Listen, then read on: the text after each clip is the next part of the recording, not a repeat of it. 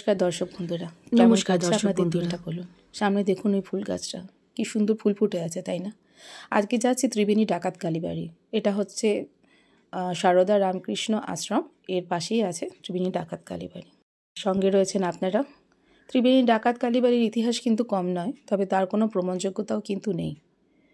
এখানে ঢোকার দুটো রাস্তা আছে, এই একটা আর একটা হচ্ছে মেন রোডের উপর। ওটা বেরোবার সময় আমি আপনাদেরকে দেখিয়ে দেবো।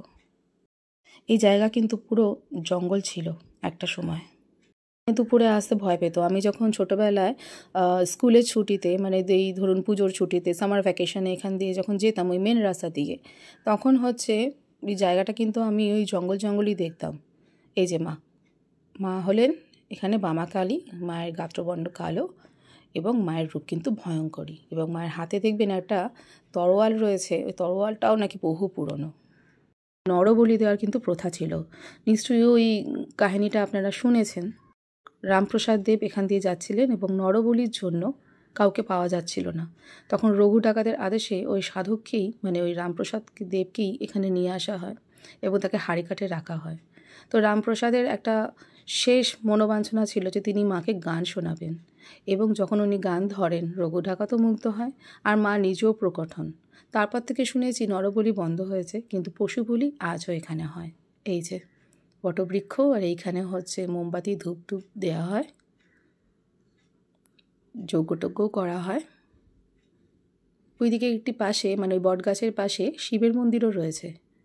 তবে এই মন্দির কিন্তু নিলিবিলি নয়, যাই বলুন না কেন। এখানে কিন্তু একটা ভালো ক্যাওস আছে, মানে রাস্তা দিয়ে টোটো, অটো, গাড়ি এগুলোর একটা হর্ন রয়েছে। কিন্তু হয়েছে মা এখানে খুব জাগ্রত, দূর দূর থেকে লোক আসে। তবে রঘু ডাকাতের কাহিনীর সাথে যুক্ত হলেও বাস্তবে কিন্তু মায়ের নিত্য সেবায়ত ছিলেন বিধু ডাকাত, মানে রঘু ডাকাতের ভাই। এবং এই মন্দির কিন্তু খুব কুটির টাইপের ছিল, মানে ওই আপনার খুব ছোটোখাটো মাটির, মানে এরম লোকপ্রচারে এরকম জানা যায়। পরবর্তীতে গিয়ে মন্দির বড় হয়েছে। আরও এই বিষয়ে সমস্ত ঘটনা গুগল সার্চ করলে আপনারা পাবেন। আমি আপনাদেরকে জাস্ট মন্দিরটা দর্শন করাচ্ছি এবং টুকটাক কিছু হিস্ট্রি জানছি, কারণ এর যা হিস্ট্রি রয়েছে তা একটি ভিডিওতে বলে শেষ করা যাবে না। রঘু ডাকাত, যাকে বাংলার সে সময়ের রবিনহুড বলা হয়ে যেত, মানে বলা হতো আসলে, সেই রঘু ডাকাতের কিন্তু এখানে আসা যাওয়া ছিল। এবং রঘু ডাকাত প্রতিজ্ঞাবদ্ধ ছিল মায়ের কাছে যে তিনি কোনো দরিদ্র নিরীহ কোনো মানুষের প্রাণ নেবেন না, এবং তিনি তাই করেছিলেন। এবং বেসিক্যালি ডাকাত কালীকে পুজো দেওয়া হতো একটি কারণে, যাতে তারা ডাকাতি করতে তারা যখন বেরোবে তাদের যেন কোনো রকম কোনো ক্ষতি অমঙ্গল এগুলো না হয় এবং তাদের কার্য যেন সম্পূর্ণ হয়।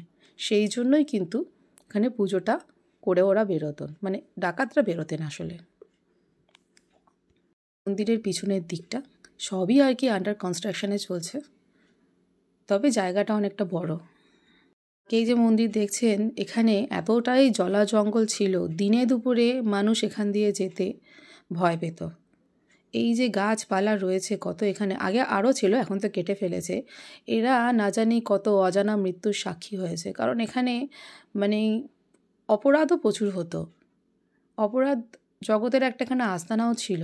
তো যাই হোক, দিনকাল বদলেছে, এখন এটা অনেকটাই স্বাভাবিক। আমি আপনাদের ভয় দেখাচ্ছি না, কিন্তু এটা আগে যেটা ঘটতো সেটা আমি আপনাদের সাথে জাস্ট শেয়ার করলাম। এখন এ ধরনের কিছু হয় না। আমি রঘু ডাকাতের সময়ও কথা বলছি না, বেশ ধরুন এই বছর 20-30 আগেও এখানে অনেক দুর্ঘটনা বা অনেক বাজে কাজও হতো, কিন্তু এখন জায়গা সম্পূর্ণ নিরাপদ। যেটা আপনারা লক্ষ্য করছেন, দেখুন এখানে ভক্তরা এসছেন, মাকে পুজো দিচ্ছেন, এবং এই যে এখানে হাত ধোয়ার ব্যবস্থা রয়েছে, আর মন্দিরে বাথরুমও রয়েছে দূরে।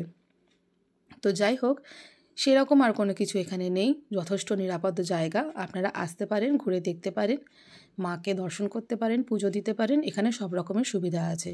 ট্রেনে করেও আসতে পারেন। আপনারা যদি কলকাতার দিক থেকে আসেন, হাওড়া থেকে ব্যান্ডেল হয়ে মগরা হয়েও নামতে পারেন। ত্রিবেণী স্টেশনে নেমে ডিরেক্টলি এখানে আসতে পারেন। যাকে জিজ্ঞাসা করবেন এক কথায় এইখানে আপনাকে পৌঁছে দেবে। এই জায়গা এতটাই নামকরা জায়গা। দিদার কাছ থেকে গল্প শুনেছি, সেটা আপনাদেরকে বলি। রঘু ডাকাত নাকি একবার গঙ্গায় নৌকা করে ডাকাতি করতে যাচ্ছিল। সেই সময় নাকি প্রচণ্ড ঝড় হয় আর রঘু ডাকাত গঙ্গায় আটকে পড়ে। মাকে স্মরণ করেন এবং মা তাকে রক্ষা করে। তারপর থেকে আরও বেশি রঘু ডাকাতের মায়ের প্রতি ভক্তি বা শ্রদ্ধা যেটাই বলুন না কেন সেটা আরও বেশি বৃদ্ধি হতে থাকে। তো যাই হোক, রঘু ডাকাত, মা বিধু ডাকাত, এই নিয়ে মায়ের এখানে গল্প প্রচুর আছে।